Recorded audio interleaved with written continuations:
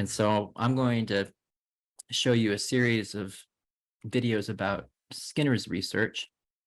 And so I'm going to start with an introduction to Skinner's research program.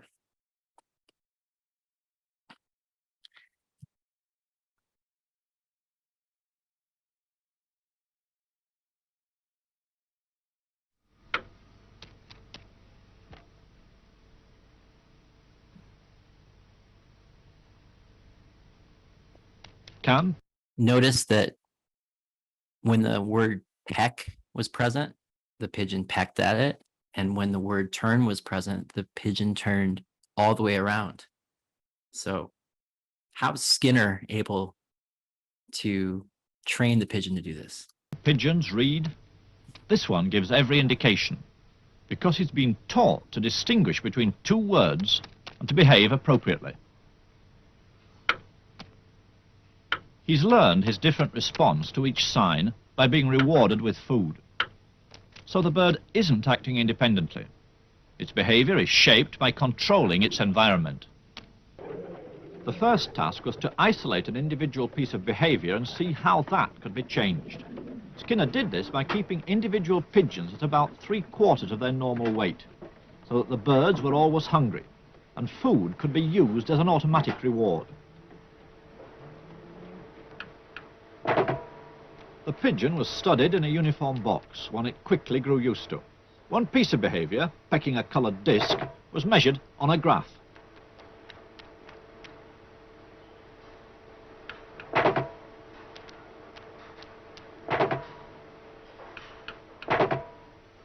The pigeon learned that pecking the disc produced a reward.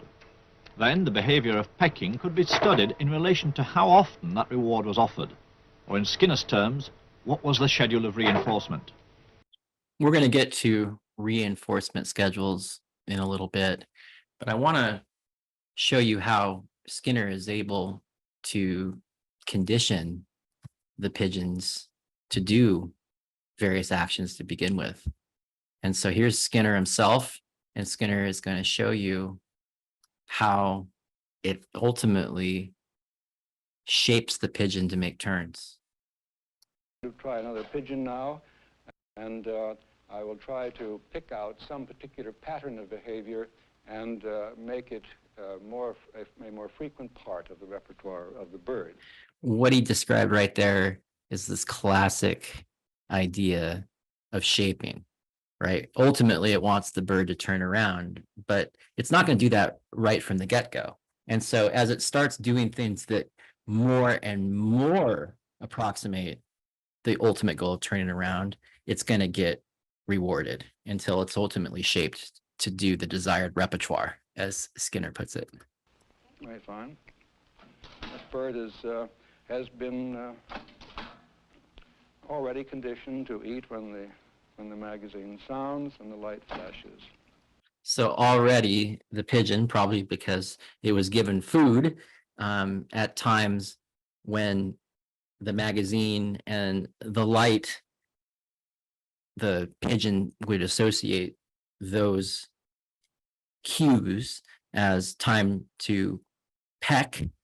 If it's getting fed, when it pecks following the light, over time it begins to associate the light and the magazine with getting fed.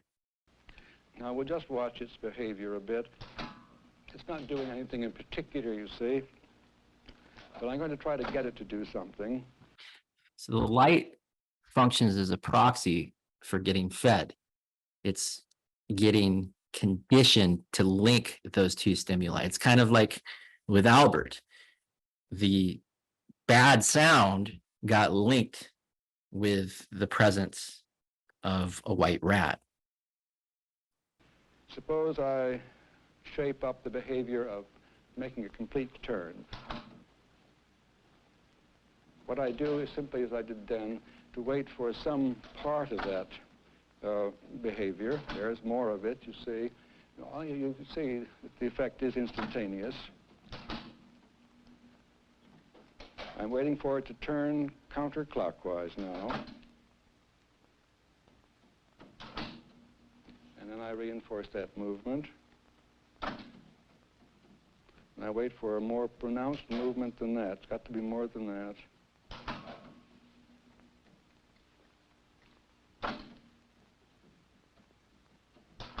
There we go, all the way around. So again, shaping. At first, maybe a quarter turn is enough. And then the light goes on. The pigeon has already associated the light with getting fed. But then maybe, because ultimately the desired goal is to do a complete turn, now maybe you wait a little bit longer before you turn on the light and give the treat to the pigeon. And so this is shaping. It's having some desired behavior, but then reinforcing successively better and better approximations of the ultimate desired behavior. To show you the power of this conditioning, Skinner was actually able to get pigeons to play ping pong, where they would go back and forth and they would peck at a ping pong ball and it would go back and forth on a little ping pong table. And if it went off the table, then one of the pigeons would get fed. And so it became desirable for the pigeons to try to knock the ball off the other side of the table. And I'm going to show you a video of that right now. Pigeons literally playing ping pong. It's pretty incredible. The two pigeons are at either end of a small ping pong table. One pigeon pecks the ball as it comes toward him and knocks it toward the other pigeon.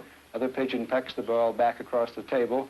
If it goes past one pigeon, the other pigeon can eat, and if it goes the other way, the other pigeon eats. So that there is it's a real game. The pigeon is reinforced for a cross-court shot if that is what gets the ball past his opponent.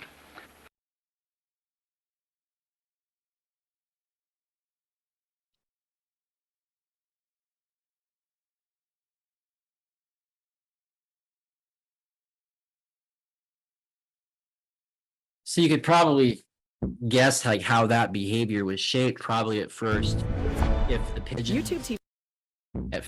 pigeons just say pecked at the ping pong ball, then they would get fed. But then that wouldn't be enough. Then eventually, if they pecked on it so that the ball moved opposite them on the table, then they probably got fed. And eventually they don't get fed until they peck at the ball and it goes all the way to the other side and falls off, and then they get fed. And that's ultimately how they get conditioned to play ping pong.